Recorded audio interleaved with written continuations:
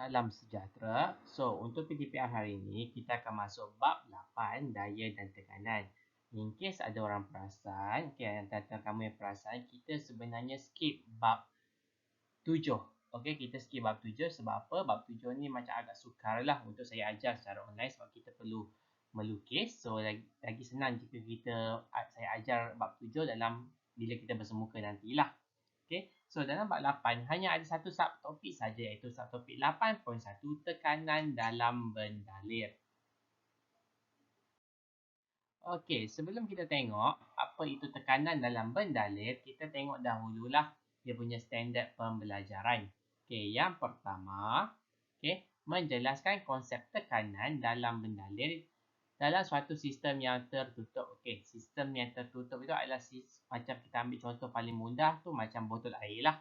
Bila botol air kita buka penutup, itu adalah sistem yang terbuka. Okey, botol air kita tutup pakai penutup, itu kita panggil sebagai sistem yang tertutup. Okey, yang kedua, berkomunikasi mengenai aplikasi prinsip Pascal dalam kehidupan. So, apa itu prinsip Pascal nanti kita tengok. Yang ketiga, menjelaskan perkaitan hal laju bendalir dengan tekanan. Okey. Apa benda ini? Ini nanti pun kita tengok jugalah. Berkomunikasi mengenai aplikasi prinsip Bernoulli. So, prinsip Bernoulli dalam kehidupan harian dan mereka bentuk alat menggunakan prinsip tekanan dalam bendalir. Okey. So, kalau kita tengok secara umumnya kat sini, prinsip tekanan dalam bendalir ini untuk silibus kamu ada dua prinsip lain iaitu prinsip Pascal dan juga prinsip Bernoulli. So, kiranya tekanan dalam bendalir ni dia punya ibulah tekanan dalam bendalir. Ini kita terbagi kepada dua prinsip, Pascal dan juga Bernoulli. Okay, make sure eja betul ya. Bernoulli, Pascal. Okay, so kita masuk 8.1 tekanan dalam bendalir. So, apa itu bendalir? Okay, bendalir ini dia adalah short form. Okay, short form. Adalah ringkasan daripada perkataan benda yang mengalir. So, apa-apa sahaja yang mengalir kita panggil sebagai bendalir. Okay. Konsep tekanan dalam bendalir dalam satu sistem yang tertutup. Pernahkah anda melihat alat seperti gambar foto 81? Okay, ini. So, saya rasa tahu kot. Ini adalah jack lah. Okay, jack. Alat ini beroperasi berdasarkan kesan tekanan dalam bendalir hidraulik dalam sesuatu sistem tertutup. Sistem tertutup merupakan suatu sistem fizikal di mana jirim tidak dapat masuk atau keluar daripada sistem tersebut. Inilah definisi sistem tertutup. Seperti yang saya cakap lah, botol air kamu buka, botol air kamu tutup. So, botol air bila kamu tutup dengan penutup, so tiada jirim yang dapat masuk ataupun keluar daripada sistem itu. Okey, kalau dalam botol itu ada air, so kalau kamu botol itu tertutup, kamu tuang pun air itu tidak boleh keluar. Okey, udara di luar, di persekitaran pun tidak boleh masuk ke dalam. Berdasarkan Rajah 81A, air dari lubang paling bawah terpancut paling jauh berbanding dengan air dari lubang di bahagian atas disebabkan oleh tekanan dalam air. Jika daya dikenakan ke atas permukaan air dengan memampatkan botol plastik tertutup, air dari setiap lubang akan terpancut lebih jauh daripada jarak tambahan yang sama seperti 8.1 BK. So, gambar yang pertama ini, so kita tidak tekan botol plastik ini, jadi botol air yang kita dah tutup lubang kat sini 1, 2, 3, so air akan terpancut keluar lah. Okay, kalau kita perhatikan yang paling bawah akan terpancut paling jauh. Yang tengah-tengah ini sederhana jauh. Yang paling atas adalah paling sedikit. Paling dekat lah. Paling pendek jarak air pancutan dia. Okay, ini kerana kita semakin dalam, okay, semakin ke dalam tekanan semakin bertambah. Okay, semakin dalam kedalaman air, okay, semakin bertambah kedalaman air, semakin bertambah tekanan. Okay. Jadi sebab itulah yang dekat bawah ini, lubang paling bawah ini akan terpancut paling jauh sebab tekanannya paling tinggi. Yang dekat atas ni terpancut paling dekat. Okay, kerana apa? Kerana tekanannya paling rendah. Okay, kemudian bila kita gambar yang sebelah ini, bila kita tekan botol itu, so kita mengenakan tekanan tambahan, okay, menyebabkan dia punya pancutan air itu lebih jauh lah. Okay, so kita masuk dulu prinsip, kita tengok prinsip Pascal. Prinsip Pascal menyatakan bahawa penyebaran tekanan yang dikenakan pada suatu bendalir cecair atau gas, okay, merujuk pada cecair atau gas, Dalam satu sistem tertutup adalah secara seragam pada keseluruhan bendalir tersebut ke semua arah. So, definisi ini kamu kena hafal. Okay, agak panjang. So, kena hafal lah. Okay, prinsip Pascal menyatakan bahawa penyebaran tekanan. Okay, penyebaran tekanan ni merujuk maksudnya kita ada kenakan tekanan lah macam kes yang kat sini. Okay, yang dikenakan pada suatu bendalir, satu sistem tertutup adalah secara seragam. Okay, maksudnya kat sini, contohlah kalau tekanan asal saya buat pengiraan lah kalau kita assume tekanan dekat baling bawah ini tekanannya adalah 3 Pascal. Okey, yang bawah yang tengah ini 2 Pascal, ini 1 Pascal. Okey. 1 2 3 tekanannya. Okey, jadi bila kamu picitkan ni, okey, so kita assume tekanan tambahan yang kamu kenakan bila kamu picit botol ini, kita assume kita letak 3 Pascal. So, apa yang terjadi adalah tekanan dekat atas ni akan jadi 4, kemudian 5, tengah ini 6 dekat bawah. Nampak tak? Semua ini akan tambah 3 Pascal. Asalnya 1 akan jadi 4 Pascal tekanannya dekat atas ni. Yang tengah-tengah ni asalnya 2 akan jadi 5 Pascal. Yang bawah ini asalnya 3 akan jadi 6 Pascal. Okay? So, itu maksudnya prinsip Pascal. Dalam suatu sistem yang tertutup, okay, semua bendalir dalam itu akan dikenakan tekanan yang sama. Okey, ni aktiviti tak payah tengok sangat. Okey, ini kita tengok prinsip Pascal lazimnya diaplikasi dalam kehidupan harian dalam operasi sistem hidraulik. So, nanti dalam exam nampak saja perkataan hidraulik. Okey, automatik kena ingat Pascal. Okey, ini adalah gambar raja dia. Okey, gambar raja dia yang basic lah. Okey, biasanya dalam exam memang keluar gambar raja macam ini. Kan masih KBSM dululah. KSSM tak pastilah pula saya macam mana. Prinsip operasi sistem hidraulik. Okay. Prinsip asas dalam sistem hidraulik ialah pemindahan tekanan ke semua arah berdasarkan prinsip Pascal. Okay. Sistem hidraulik digunakan untuk membuat kerja berat seperti menghasilkan daya output yang besar. Daya output itu daya yang terhasil lah. Yang besar untuk mengangkat beban yang berat. Perhatikan dan fahamkan contoh berikut yang menunjukkan operasi sistem hidraulik. Sistem hidraulik terdiri daripada 2 silinder beromboh dengan luas permukaan yang berlainan. Bendalir yang lazimnya ialah air atau minyak. Okey. Air atau minyak digunakan kerana tidak mempunyai bentuk tetap dan tidak boleh dimampatkan. Okey, so itu alasannya lah kenapa kita pakai air dengan minyak. So kita gambar raja ini. So okey, secara umumnya ini rupa prinsip sistem hidraulik lah. Okey, kita akan ada 2 omboh. Ini omboh. Kita panggil omboh kecil lah. Omboh kecil dan ini kita panggil sebagai omboh besar. Okey, kenapa saya panggil omboh kecil dengan omboh besar? Sebab omboh kecil ni saiznya kecil. Omboh besar ini saiznya besar. Okey, kalau kita ambil gambar raja ni kan. Okey, kecil besar. Okey, so dalam ini kita isi air atau minyak. Okey, air atau minyak. Kenapa kita isi air atau minyak? Sebab dia tidak boleh dimampatkan dan juga tidak mempunyai bentuk yang tetap boleh berubah-ubah. Okey, so dikata tadi prinsip sistem hidraulik ini digunakan untuk membuat kerja berat. So apa maksud dia kita kat sini adalah, so dekat ombak kecil, okey, mesti dekat ombak kecil ya, satu daya akan dikenakan. Okey, satu daya akan dikenakan, daya yang kecil akan dikenakan. So daya yang dikenakan tu akan menghasilkan tekanan di dalam bendalir inilah. Okey, tekanan akan terasa dekat sini. Apa yang berlaku? Tekanan ini bergerak. Okey, bergerak sampailah pergi ke ombak besar. Bila tekanan ini pergi kepada ombak besar, so akan menghasilkan satu daya yang besar. Okey, akan menghasilkan satu daya yang besar. Okey, daya ini kita panggil sebagai daya output lah. Output. Okey, kat sini yang daya kecil ni kita panggil sebagai input. So, daya kecil ni daya yang dikenakan, daya besar ini adalah daya yang dihasilkan. So, senang cerita nak katanya sistem hidraulik ni dia membesarkan daya. Daya yang kecil, okey, akan menghasilkan daya yang besar. Okey, sebab itu kalau kamu tengok gambar raja buku kat sini dia pakai beban dekat sini. So, beban ini akan terangkat lah. Okay, benda paling simple kita boleh buat, benda paling senang kamu nak faham kalau sistem hidraulik ni kereta. Okay, kereta kita pakai brake hydraulik. Okey, kita pakai brake hydraulik kereta. Okey, so perasan tak? Kalau kita nak brake kereta, ibu bapa kamu ke parents kamu, penjaga kamu nak brake kereta, okey, bayangkan kereta tu kan besar, betul tak?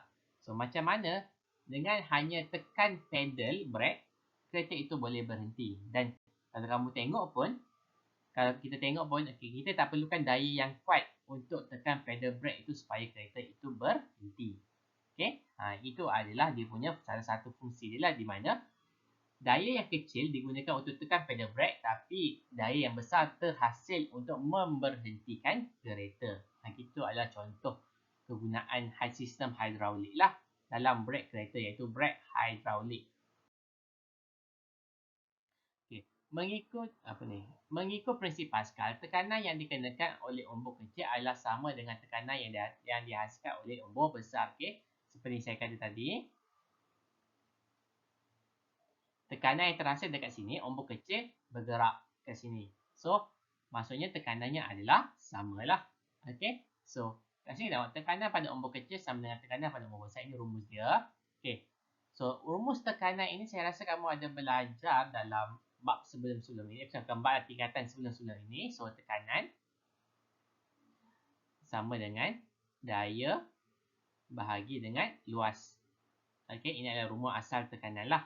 So, digunakan tekanan dekat umbuk kecil sama dengan tekanan dekat umbuk besar. So, daya input, okay, kat umbuk kecil tadi daya input kan. Bahagi luas umbuk kecil sama dengan daya output yang angkat beban itu bahagi dengan luas umbuk besar. Okay, so ini adalah rumus dia yang kamu kena hafal. Okay, 10 Newton ni apa benda ni? Ini pun saya tak pasti, mungkin ada buat calculation tadi kot, saya tak perasan atau. Okay, so aplikasi prinsip Pascal dalam kehidupan raya. So, apa aplikasi prinsip Pascal? So, yang pertama adalah, kalau kita tengok sini, tiga contoh aplikasi prinsip Pascal dalam kehidupan raya adalah jet hydraulik, okay, brake hydraulik saya kata tadi, dan juga kerusi rawatan gigi. Okay, so sistem jet hydraulik. Jet ni, hydraulik ni yang gambar tadi lah, yang kita guna untuk mengangkat kereta. Jet hydraulik lazimnya digunakan untuk mengangkat beban berat seperti kereta di bengkel untuk bengkel membangkit kereta. Cuba operasikan struktur jet hydraulik. Rajah 85 menunjukkan struktur sebuah sistem jet hydraulik. So, ini adalah sistem jet hydraulik. Kalau kita tengok, okay, lebih kurang sama dengan rupa asas dia. Okay, gambar asas yang macam ini tadi. Okay, rupanya lebih kurang sama. So, kita tengok sini mana umbuk kecil. So, ini adalah umbuk kecil. Ini adalah umbuk besar. Okay.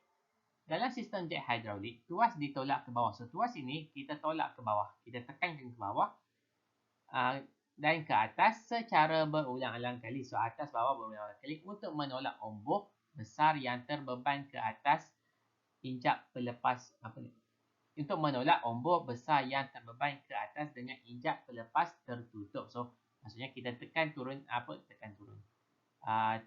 Turunkan dia, naik, turun, naik, turun, naik, turun, naik. Okay, dalam keadaan injap pelepas ini, okay, kat tengah ini, okay, ditutup. Okay, sebaliknya apabila injap pelepas terbuka, so bila ini tertutup, so beban ini akan terangkat naik ke atas. Okay, sebaliknya apabila injap pelepas terbuka, umbuk besar yang terbeban tadi akan turun semula ke kedudukan asalnya. Okay, so bila kita injap pelepas ini kita buka, so beban ini akan turun semula ke tempat asal dia lah. Okay, so secara umumnya tuas ini kamu tolak naik, tolak ke bawah, tolak ke atas. Okay, tolak bawah, tolak atas, tolak bawah, tolak atas. So beban ini akan naik lah. Okay, dengan keadaan injap pelepas tertutup. Kalau injap pelepas ini terbuka, so beban ini akan turun ke bawah. Siapa yang biasa pakai jet hydraulik mungkin faham lah. So ini adalah operasi sistem jet hydraulik. So apa yang berlaku sebenarnya? Okay, tuas ditolak ke bawah dengan injap pelepas tertutup. So, injap pelepas ini tertutup. Okay. Dan injap B terbuka. Mana injap B? Injap B. Ini dah. Injap B terbuka. Okay. Tuas ditolak ke bawah dan ke atas beberapa kali untuk menaikkan beban ke ketinggian yang dikehendaki. So, tuas ini tolak ke bawah. So, bila ditolak ke bawah, umbuk kecil ini akan mengenakan tekanan ke atas je. Saya bila kamu tekan ke bawah kan. So, tekanan ini bergerak masuk ke injap terbuka sebab dia tertutup. So, tekanan ini cecair ini akan memindahkan tekanan. Tekanan tadi akan menekan ombor besar ini. Okey, akan menekan ombor besar ini menghasilkan daya yang besar. Okey, kena ingat, kena faham tekanan dekat sini dengan tekanan dekat sini adalah sama. Tekanan di ombor kecil dengan tekanan di ombor besar adalah sama. Yang berubah adalah daya. Okey, yang berubah adalah daya. Daya yang kecil dekat ombor kecil akan menghasilkan daya yang besar dekat ombor besar. Okey, so bila tekanan dikenakan pada ombor besar, jadi daya yang besar terhasil. Okey, lalu beban ini akan terangkatlah. Okey, B. Mengekalkan ketinggian atau kedudukan ombor besar. So, kita nak kekalkan dia.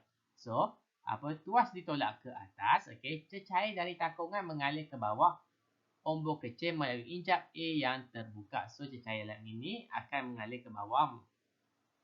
Okey, dengan injap A yang terbuka tadi, injap A ke atas ni tertutup. So, injap A ini terbuka.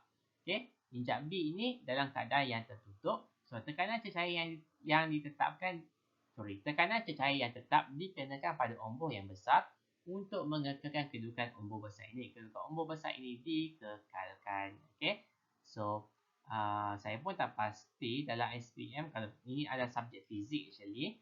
Okey, dalam fizik pun ada belajar benda ni. Dalam fizik kita belajar yang ini saja. Okey, kita tak fokus sangat dekat yang ini. So saya pun tak pastilah mana satu penting. Okey, tapi saya rasa dua-duanya penting lah. Okey, belajar saja. C. Menurunkan ombor besar kembali ke kedudukan asalnya. So kita dah belajar tadi nak turunkan ombor besar. So apa yang kita perlu buat? Kita perlu buka injap pelepas tadilah. So injap pelepas dibuka. So apa yang berlaku? Ombor besar mengenakan tekanan ke atas cecair pula. So bila injap pelepas yang terbuka sekarang, tadi cecair mengenakan tekanan pada ombor. Sekarang ombor pula yang mengenakan tekanan ke atas cecair. So ditekan ke bawah. So ombor besar akan kembali ke kedudukan asal. So dia tekan ke bawah, jadi cecair ini mengalir balik ke dalam takungan cecair. Okey, jangan mengalir semula ke dalam takungan cecair ini. Okey, so saya harap kamu fahamlah operasi sistem. Ini kita panggil operasi sistem. Kadang-kadang juga kita akan panggil prinsip kerja. Okey, prinsip kerja.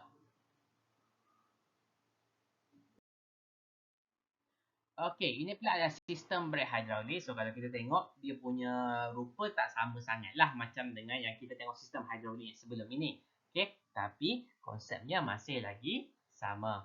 Okey, brake hidrolik lazimnya digunakan mana pada saya? Brake hidrolik lazimnya digunakan untuk memperlahankan atau memberhentikan kenderaan beroda seperti kereta yang bergerak. Okay, ini adalah operasi sistem. Oh, sorry. Okey, Raja 8.9 ini menunjukkan, jadual ini menunjukkan operasi sistem. Okey, pedal brake ditekan dengan menolak ombor silinder utama ke dalam dan mengenakan tekanan ke atas minyak brake. So, diguna minyak brake lah. Minyak brake ini sebagai pendalir yang akan memindahkan tekanan. So, ditekan kat sini, pedal brake kat sini. Okey, pedal brake ini ditekan. Tekanan ini dipindahkan secara seragam oleh minyak brake melalui pipe logam ke silinder brake pada roda depan dan belakang. So, tekanan tadi akan dipindahkanlah kepada roda depan dan juga roda belakang. Okey, brake cakra pada roda depan. Okey, brake cakra pada roda depan ni lah. Okey, tekanan ini menolak ombor dalam sistem, tekanan ini menolak ombor dalam silinder brake yang menolak pad brake lalu tertekan ke atas piring kendali pada brake cakra. Okey, nampak tak sini? Pad brake ini. So, tekanan tadi akan menekan pad brake ini. So, pad brake ini akan semakin dekat lah. Okay, akan semakin dekat. Okay, saya tengok semula ya. Tekanan ini menolak ombor dalam sistem brake yang menolak pad brake lalu tertekan ke atas piring kendali pada brake cakra. Inilah piring kendulinya. Okay, ini nombor 4 di kat sini. Daya geseran antara pad brake dengan piring kendali memperlahankan atau memberhentikan putaran roda kereta. So, piring kendali ini yang ada pada roda depan ni akan ditekan oleh pad brake ini. Okey, di mana pad brake ini akan menghasilkan daya geseran. So, daya geseran ini yang memberhentikan kereta kita. Okey, sekarang kita tengok brake gelendung. Okey, dekat belakang pula untuk kereta belakang. Kereta belakang pula, roda tayar belakang. Tekanan ini menolak ombor dalam silinder brek yang menolak kasut brek lalu menekan pelapis brek pada brek gelendong. Okey. So, lebih kurang actually sama saja. So, apa yang berlaku adalah tekanan ini menolak ombor dalam silinder brek yang menolak kasut brek. So, dia tolak kasut brek dulu. Kalau yang tadi, dia menolak pad brek. Okey. Menolak kasut brek. Kerana kasut brek ini akan menekan pelapis brek pada brek gelendong. Okey. So, kita tengok kat mana tadi. Ini silinder brek. Silinder brek ini akan tolak kasut brek. Okay, mana kasut brek? Okay, yang ini paling dalam ini. So, dia menolak. Maksudnya, dia akan ke luar lah macam ni. Yang belah sini akan ke sini. Yang belah kiri ni akan ke kiri. Yang belah kanan ke kanan, ke belah kiri ke kiri. Okay. Kemudian, dia akan menekan gelendong brek. Gelendong brek warna biru ni. So, logik lah. Dia tekan bila kasut brek ni yang ke kanan, belah kanan ni ke kanan, belah ke kiri, so dia menolak lah. Okey. So menolak, dia akan menekan gelendong brek. Daya geseran antara pelapis brek dengan gelendong brek memperlahankan atau memberhentikan putaran kereta. So menggunakan daya geseran juga. So pelapis brek ini bila bersentuhan dengan gelendong brek, so dia akan menghasilkan daya geseran untuk memberhentikan kereta. So ini pun sama, kamu kena hafal. Okey. Kerusi rawatan gigi. Okay, siapa yang biasa pergi doktor gigi, okay, pernah merasalah nak duduk atas kerusi dia. So, kerusi dia pun menggunakan sistem hidrolik juga, di mana kalau kamu perasan, yang kerusi itu boleh ditinggikan, boleh direndahkan. Okay? So, dia menggunakan prinsip hidrolik jugalah. Operasi kerusi kembangkan dengan sistem hidrolik. Perhatikan kerusi rawatan gigi seperti Raja 8.3. Okay, kemudian perhatikan dan fahamkan juga aplikasi. So, kamu boleh tengok sendirilah macam mana ianya berlaku. Hubungkan antara hal laju bendalir dan juga tekanan. Okay, perhatikan dan fahamkan perkaitan antara hal laju bendalir dengan tekanan 8.10, 8.11. So, tengok gambar raja ni lah. Okey. Raja 8.10 menunjukkan bahawa tekanan bendalir P1, P2, P3 adalah sama kerana bendalir tidak mengalir. So, kita tengok sini dia tutup pakai gabus. So, kita boleh tengok tekanannya adalah sama. Okey, kenapa? Kenapa tekanannya sama? Kita boleh tengok dekat sini lah. Okey, ketinggiannya adalah sama dengan yang ini. Okey, ingat balik saya cakap tadi. Tekanan dalam cecair dipengaruhi oleh kedalaman dia. Okey, dalam kes ini ketinggian dia lah. Okey, sama. Tengok ketinggian dia adalah sama. So, disebabkan ketinggiannya atau kedalamannya adalah sama dengan yang ini, belah ini, jadi kita kata kesemua ini mempunyai tekanan yang sama. Okey. Kemudian kita pakai tube venturi. Okey, tube venturi tu apa benda ni? Kamu tengok. Nampak tak ada perbezaan gambar di atas ni dengan bawah ini dengan atas ni. Okey, ni elok, cantik je, straight line, straight saja. Tiba-tiba yang kat tube venturi ni ada ramping sikit kat tengah ni. Okey. So, apa dia yang berlaku? Saya padam dulu semua ink ya. Okey. So, tube venturi tak perlu hafal saya rasa. Okey, just kamu kena tahulah tube venturi tu apa. Bila soalan tanya, okey, menggunakan tube venturi, so kamu tahulah rupa tube venturi tu macam mana. Tube venturi merupakan tube yang tidak seragam dengan bahagian tengahnya lebih sempit. Okey, dalam raja 8.11. Apabila bendalir mula mengalir, hal laju bendalir di P2 adalah lebih tinggi. Okey, adalah lebih tinggi daripada hal laju bendalir di P1 dan P3. So, P1, P3 ini adalah hal lajunya yang kecil. P2 mempunyai hal laju yang tinggi kerana disempit. Semakin sempit bahagian tube venturi, semakin rendah tekanan dalam bendalir yang melalui bahagian yang sempit. Okey, actually macam ni lah. Okey, dia macam kamu main pipe air. Kamu on air, kamu buka air yang menggunakan pipe getah. Okey, pipe, so ulang balik lah. Pipe, kamu sambungkan dengan pipe getah, kemudian kamu on air. So, kamu akan perhatikan air itu, okey, so itulah hose dia. Air itu akan terpancut macam ni. Okey, kemudian apa kamu buat? Okey, biasa kalau kamu siram pokok, kamu tak siram pokok macam ni kan? Kamu ambil ni, kamu picit dia. Betul tak? Kamu akan picit hose air itu, so air itu akan terpancut lebih jauh. Okey, so air itu akan terpancut lebih jauh, lebih jauh lah, lebih jauh lah. okey, lebih jauh dan dengan hal laju yang lebih tinggi. Kalau kamu tengok kat sini, yang first time kamu buat macam ni, so hal laju dia lambat je. Slow je air dia ni. Slow je air dia keluar. Tapi bila kamu picit hose dia, okey, so air tu akan terbacut dengan lebih laju. So sama konsep dengan yang ni. Okey, bila sempit, hal laju mendalir akan bertambah. Bila hal laju mendalir bertambah, tekanan akan berkurang. Okey, hal laju mendalir bertambah, tekanan akan berkurang. Okey, sama konsep macam yang Raja 8.11 kita tengok. Air mengalir macam ini dari kiri ke kanan. Okey, so di sini, okey, apa kita panggil bila hal laju tu mengalir, okey, so kita nampaklah tekanan apa gambar Raja ni kalau kita tengok, okey, so semakin dia bergerak dari kiri ke kanan, kita boleh perhatikan tekanan semakin berkurang. Okey, tekanan semakin berkurang, namun sampai dekat P2 ini, tekanan tiba-tiba berkurang dengan banyak disebabkan berlaku perubahan hal laju yang sangat ketara lah. Okey, hal lajunya tiba-tiba meningkat. Okey, tiba-tiba meningkat menghasilkan tekanan yang lebih rendah. Okey, so sebab itu tekanan kat sini rendah, sebab itulah air ni jatuh ke bawah. Kerana apa? Dekat atas sini, okey, kalau kamu tengok ini semuanya sebenarnya terbuka, okey, tak bertutup. So, kat situ sebenarnya ada tekanan atmosfera. Okey, adanya tekanan atmosfera.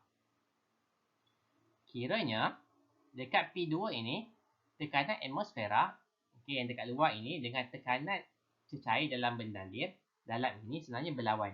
Tapi disebabkan tekanan dalam ini rendah, adalah sangat-sangat rendah, jadi tekanan atmosfera ini menanglah. Sebab itulah tekanan atmosfera ini bertolak udara masuk sampai ke dalam ini. Ini maksudnya. Sebab itu dia ke bawah.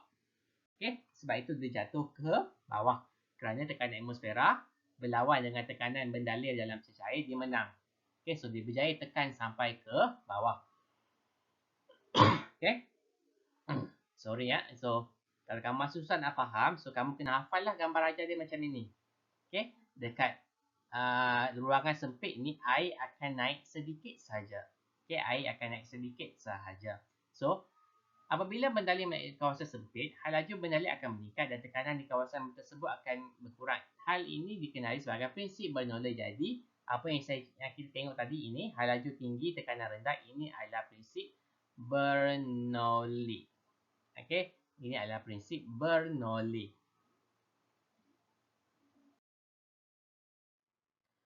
Okey, so kita tengok sini lah.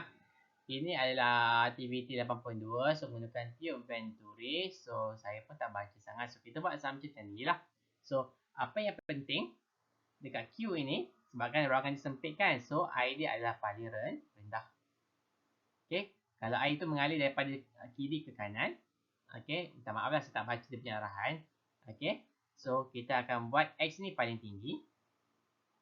Z ini kedua tinggi.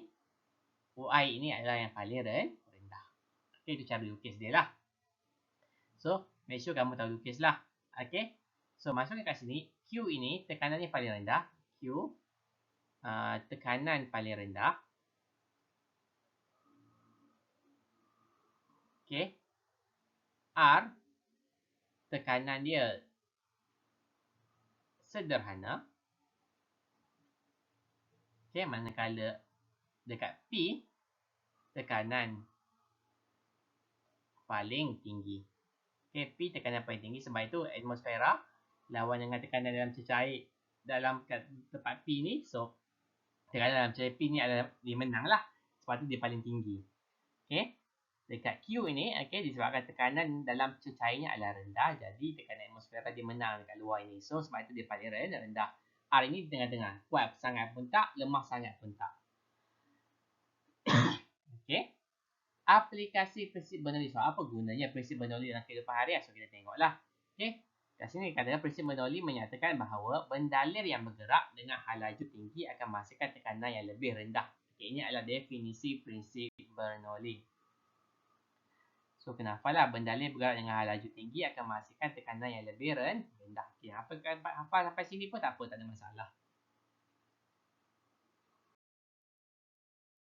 So kat sini maksudnya kamu ada dua benda kamu kena hafal lah. Prinsip Pascal, definisi prinsip Pascal dan juga definisi prinsip Bernoulli. Okey. Kamu juga kena hafal aplikasi prinsip Pascal. Tadi ada 3, jack, brake dengan fungsi hidup tergigi. So sekarang kita tengok prinsip Bernoulli. So prinsip Bernoulli banyak dia punya aplikasi dia kat sini tunjuk. Okay, yang paling popular inilah. Ini paling popular. Okay, so kita tengok dekat sini. Okay, ini kita panggil sebagai bentuk aerofoil. Ada apa aerofoil? Okay, bentuk aerofoil. Okay, kita tengok dulu lah. Aliran udara berhalaju tinggi, tekanan udara bahaya. Okay, apalah, susut serang, so bla bla bla. So, daya angkat yang dihasilkan oleh sayap sebuah kapal terbang terhasil daripada bentuk aerofoil dan juga sudut serang. Okay, sudut serang inilah. Okay. Kat sini adalah first kali kita tengok sayap. Yang ini adalah keratan rentas sayap kapal terbang. Ini adalah keratan rentas sayap kapal terbang. Okay. So, tengok kat sini dia ada satu permukaan rata.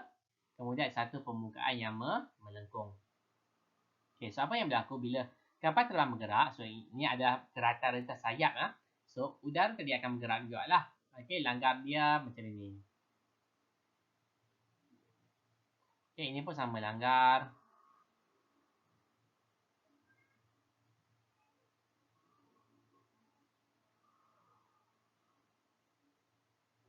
Okay, kita buat anak panah lah supaya boleh bezakan sayap itu dengan kapal dengan angin. Ini angin lah yang nak panah sebanyak ini adalah angin. Okay, jadi apa yang berlaku? Okay, apa yang berlaku? Bahagian atas ini hal lajunya tinggi. Hal lajunya adalah tinggi. Okay, kita assume apa? Macam kamu naik basikal turun bukit. Laju kan? Macam ni lah. Dia turun bukit. Nampak tak dia turun bukit? So lah, laju. So angin itu turun bukit, so dia laju. So bila mengikut prinsip Bernoulli, bila hal laju tinggi, tekanan rendah. Tekanan akan jadi rendah. Okay, manakala dekat bawah ni, okay, hal lajunya adalah rendah. Okay, assume kita naik basikal dekat permukaan yang rata, so rendah sajalah hal laju kita. So bila hal laju rendah, prinsip Bernoulli cakap tekanan akan tinggi. Jadi kita boleh tengok kat sini ada perbezaan tekanan. Kat atas ini tekanan rendah, kat bawah ini tekanannya adalah tinggi. Jadi perbezaan tekanan ini menghasilkan daya. Menghasilkan daya angkat. So sebab itulah kapal terbang itu boleh terbang. Sebab bentuk aerofoil ini menghasilkan satu daya angkat. Ini adalah salah satu punca lah kenapa kapal terbang itu boleh terbang. Okay, sayap yang berbentuk aerofoil. Okay, yang seterusnya adalah serang lah. Ini pun sama. Sudut serang ini yang akan menentukan kapal terbang ini terbang lebih tinggi ataupun terbang lebih rendah. Okay, so ini kamu kena hafal bentuk aerofoil. Ini adalah soalan yang agak popular. So kamu kena hafal bahagian atas ataupun bahagian yang melengkung ini mempunyai hal laju yang tinggi. Okay, manakala bahagian yang rata ini mempunyai hal laju yang rendah. Bila hal laju tinggi, tekanan akan jadi rendah. Bila hal laju rendah, tekanan akan jadi tinggi. Okay, perbezaan tekanan ini akan menghasilkan daya angkat yang mengangkat kapal terbang itu naik ke atas. Okay, itu adalah contoh dia lah. Okay, aerofoil ni juga ada juga dekat spoiler kereta. Okay, ada juga dekat spoiler kereta. Okay, tapi kat spoiler kereta dia terbalikkan. Yang rata dekat atas, yang yang melengkung tu dekat bawah. Okay, so apa yang berlaku terbalik lah. Okay, terbalik. So tadi masihkan daya angkat. Sekarang kalau kat spoiler kereta itu kereta lumba misalnya, daya itu sekarang terdapat ke bawah. Okay, daya itu sekarang ke bawah, daya angkat ke atas. Okay, kalau pakai spoiler kereta lumba, okay, daya itu sekarang dekat bawah. Tujuannya adalah supaya kita tahu kereta lumba tu laju. Jadi dia tak nak kereta lumba tu jadi kereta terbang. Okay, so sebab tu kita tak spoiler ni. Spoiler ini akan masukkan tekanan ke bawah supaya kereta itu tidak akan terbang bila dibawa terlampau laju. Okay, terbaliklah. Benda yang sama tapi fungsinya adalah terbalik bergantung kepada dia punya posisi kita letak. Okay, yang ini tak silap saya pernah keluar. Tapi objektif, paper 1. Macam pernah keluar tak silap saya, objektif. Okay, penunung Bunsen. Okay, ini pun biasa kita jumpa. Okay, penunung Bunsen, kalau kita ingat, kamu buat baca je lah secara ni. dia ada lubang dekat sini. Okey, di mana kita buka lubang ini supaya untuk besarkan api. Kalau kamu ingatlah peribahasa macam nak guna. So, bila kamu buka dekat sini, so tekanan kat luar akan menolak udara masuk ke dalam. Okey, kat luar ni halajunya rendah. Okey, udara berhalaju rendah. Dalam yang warna oranye ni, okey, halajunya adalah tinggi. Jadi tekanannya rendah lah. Okey, dekat luar, okey, kalau tak ada angin bertiup, jadi tekanannya adalah, udaranya adalah berhalaju rendah. So, menghasilkan tekanan tinggi. Jadi tekanan atmosfera yang tinggi itu menolak udara dekat luar ni masuk, menghasilkan api yang lebih besar. Okey, helikopter dengan drone ni pun lebih kurang sama. Okey, menghasilkan daya angkat dengan bentuk kipas dia lah. Okey, aliran udara berhalaju rendah. Okey, so bahagian bawah ini halajunya rendah, jadi tekanannya adalah tinggi. Ke atas ni udaranya halaju tinggi, jadi tekanannya adalah rendah. Okey, kipas ni meniup angin dekat atas. Okey, kipas ni meniup angin dekat atas, menghasilkan kawasan yang bertekanan rendah. Okey, menyebabkan daya angkat terhasil disebabkan perbezaan tekanan. Okey, sama konsep macam aerofol. Okey, drone ni pun sama je. Okey, sama konsep. Tiga-tiga ni lebih kurang sama saja konsep dia. Dua-dua nak objek itu terbang. Okey, kemudian kat sini pula garisan keselamatan di tepi landasan stesen kereta api. So, kalau siapa pernah pergi Semenanjung ke, pernah naik KTM atau apa-apa LRT lah, kereta api. Okey, kita akan perasan ada satu garisan kuning. Okey, semasa apa kita panggil kereta api ni datang, okey, orang penumpang mesti berada di belakang garisan kuning. Ini kenapa? Okey, so bila kereta ini bergerak laju di depan kamu, okey, so depan kamu dengan kereta depan kamu kereta api ini akan menghasilkan hal laju yang tinggi, menyebabkan tekanannya rendah lah. Okey, hal lajunya tinggi menyebabkan tekanan rendah. So, bila depannya hal laju tinggi, dekat belakang kamu adalah udara yang hal lajunya adalah rendah. Okey, menyebabkan hasilnya tekanan yang tinggi. Jadi, maksudnya kat sini, kalau kamu terlampau dekat ataupun dengan pendek kata, kamu berada di hadapan kat sini, kamu ada dekat sini. Okey, di hadapan garisan kuning. So, ada kemungkinan besar kamu akan tertarik. Okey, kamu akan tertarik berlanggar dengan kereta api ini tadi. So, matilah. Okey, pendek cerita mati. Okey, so sebab itulah kamu perlu berada di belakang garisan kuning. Kalau kamu berada di depan garisan kuning, so ada kemungkinan besar kamu akan tertarik disebabkan perbezaan tekanan. Kalau tadi, kalau tiga ini, ini, okey, perbezaan tekanan menghasilkan daya ke atas. Okey, yang ini perbezaan tekanan akan menghasilkan daya ke depan. So, kamu akan tertarik akan berlanggar kereta api. So, kereta api tu kan laju. So, matilah kamu nanti bila kena langgar dengan kereta api. Okey, so inilah secara kata apa, nak bagi kamu faham lah. Okey, ayat kalau SPM tanya ni, kamu kena jawab macam inilah. Okey, seperti dalam buku teks. Okey, so ini semua pada prinsip Pascal dengan prinsip Bernoulli. Okey. Okey, so praktis formatif 8.1. Okey, so satu nyatakan prinsip Pascal. So, apa definisi dia? Okey, ada dalam buku teks. Nyatakan prinsip asas sistem hidrolik. Okey, nyatakan prinsip asas sistem hidrolik. Maksudnya kamu kena terangkan yang kata tekanan berpindah, daya besar terhasil, semua itulah. Okey. Kemudian berikan 3 contoh aplikasi prinsip Pascal. Okey, ada tadi dalam buku teks, saya dah ajar dah. Okey, kelas sekali. 4, nyatakan prinsip Bernoulli. Okey, ini pun sama, mudah saja. Okey, so hantar latihan ini selewat-lewatnya hari ini. Okey, hari Isnin. Okey, macam biasa selewat-lewatnya 5 petang. Okey. So, itu sahaja untuk hari ini. Jadi, apa yang kamu kena buat, okey? Kamu kena buat praktis formatif tadi. Okey, praktis formatif 8.1. Kemudian, kamu kena buat tulis nama kamu, nama dan kelas dalam ruangan komen. Okey, sebagai attendance kamulah. Okey, tulis nama dengan kelas dalam ruangan komen sebagai kamu punya attendance yang kamu datang. Okey, PDPR pada hari ini. Okey, itu saja untuk hari ini. Sekian, terima kasih.